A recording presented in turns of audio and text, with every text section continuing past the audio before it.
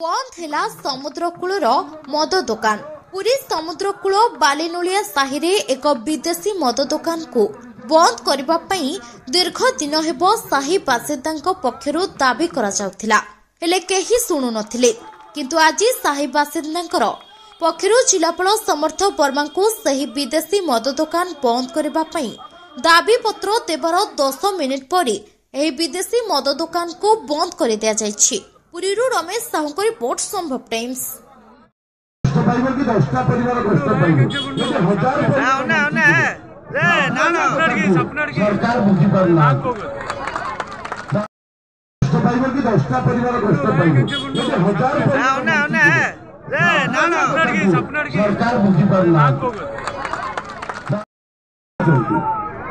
बहुत बड़ बड़ सरकार कर्मचारी नियुक्त